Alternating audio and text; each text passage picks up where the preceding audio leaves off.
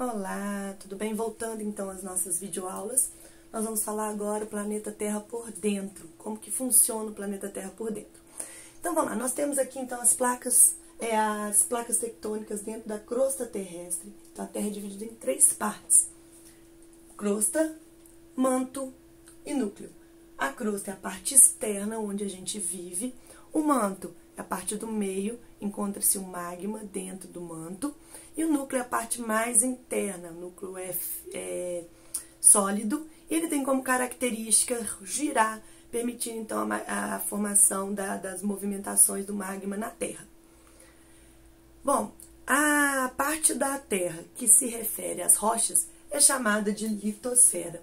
Então, litosfera, ela tem como principal função dar origem ao solo, por um processo chamado de intemperismo. Então, o que é o intemperismo? É o processo em que as rochas elas vão sendo decompostas com o tempo e esse processo vai dando origem ao solo.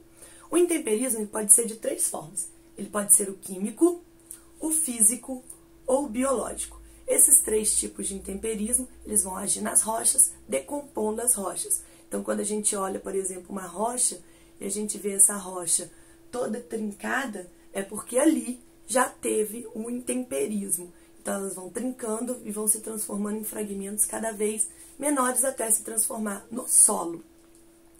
Bom, e aí a gente vai ver as placas tectônicas. O que são placas tectônicas? Placas tectônicas são fragmentos da crosta terrestre que elas têm uma mobilidade, elas se movimentam. E essa movimentação das placas tectônicas vão ocasionar uma série de coisas no nosso planeta.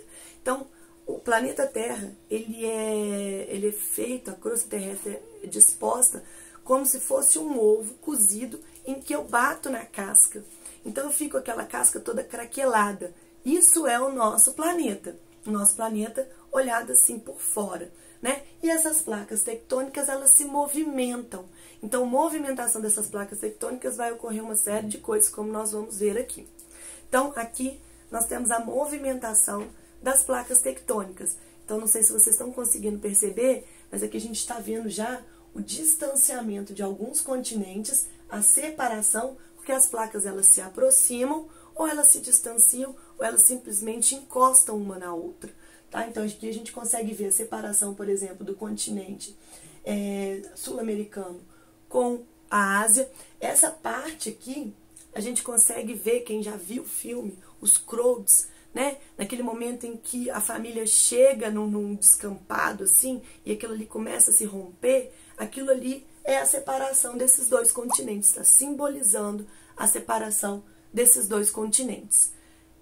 Seguindo aí, então aqui um outro gifzinho mostrando a separação dos continentes. Então, aqui ele já está separado, aqui a gente pode simbolizar como sendo a África e a América do Sul.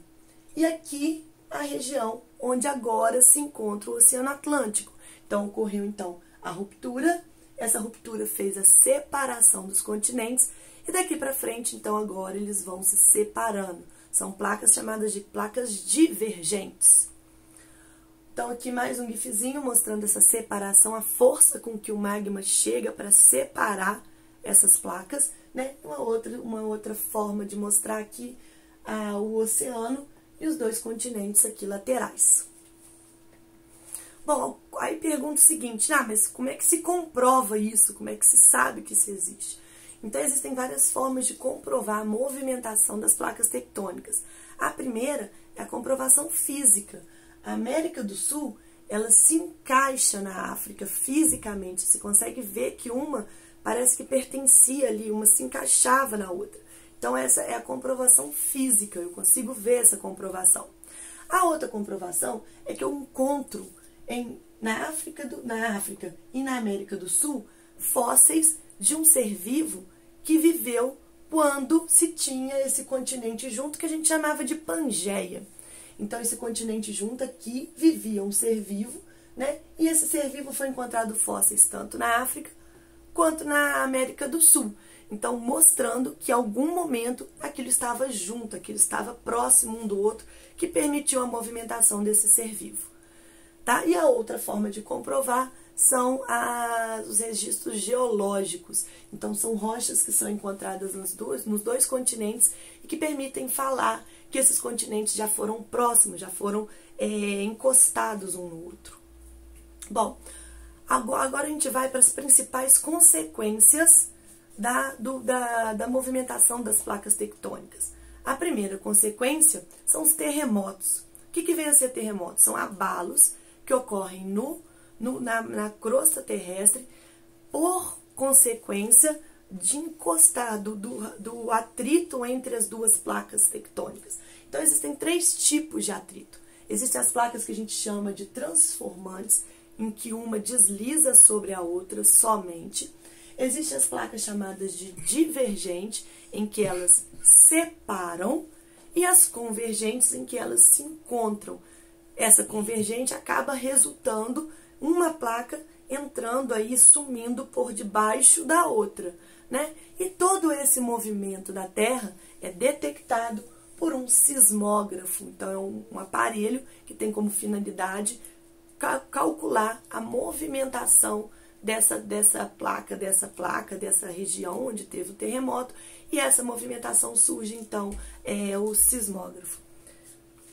Bom, aqui eu pedi para vocês verem um filme do terremoto, a falha de Santo Andrés, e aqui tem uma figura, né, mostrando de cima a falha de Santo Andrés, né? Então, aqui é Santo Andrés, e aqui a falha toda encontrada no filme. E aqui no de cá, nós encontramos um gifzinho mostrando o que é um terremoto. Aqui no Brasil a gente não tem terremoto, a gente pelo menos não tem um epicentro de terremoto, porque a gente está em cima de uma placa. Então, muitos de vocês não sentiram a sensação de estar dentro de um terremoto, de estar no terremoto. Então, a sensação de que a terra está mexendo, de que tudo está balançando, prédios podem cair, né, dependendo da construção que tem na região. Então, é a sensação do terremoto. Bom, outra consequência das movimentações das placas tectônicas é a tsunami. Então, a tsunami ocorre quando o abalo ocorre numa área de oceano, e esse oceano ele vai transmitir essas ondas para o continente, né? Então, essas ondas que chegam no continente, elas chegam com uma força muito grande, e ela vai, então, adentrando o continente, causando, então, grandes devastações.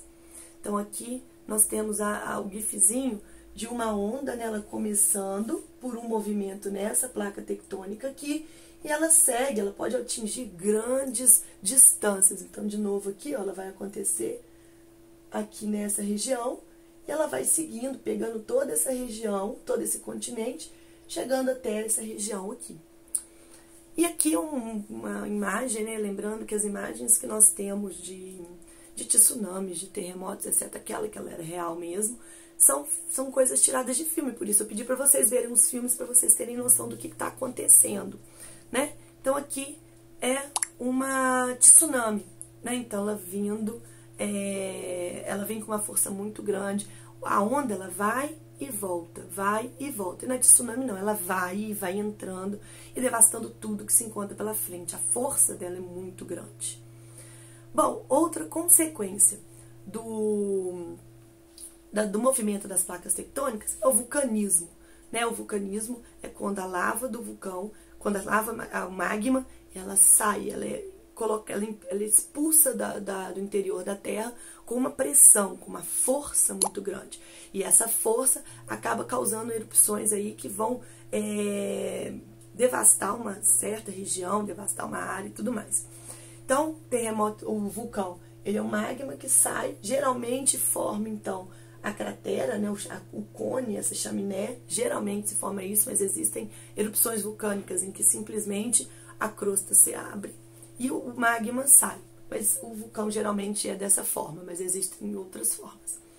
Então, existem 2 formas de erupção. Então, existe a erupção, que a gente fala de erupção,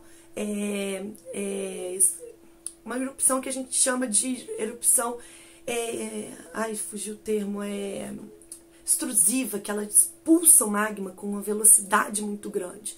E existe a erupção que ela é passiva. Então, o magma ele vai saindo lentamente. Essa passiva, inclusive, é o caso clássico que aconteceu em Pompeia, né, que a erupção teve, não teve um alarde, não teve uma barulheira muito grande, aquele magma desceu e pegou todas as pessoas que viviam naquela região.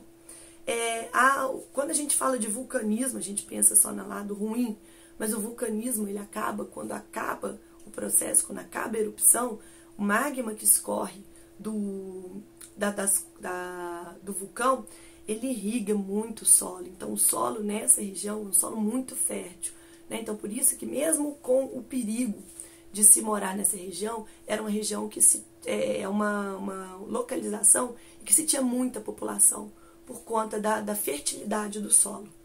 Bom, gente, terminamos então mais um videozinho. Espero que vocês tenham gostado. Agora a provinha tá chegando. Façam as atividades que eu passei para vocês. E até a próxima. Um abraço.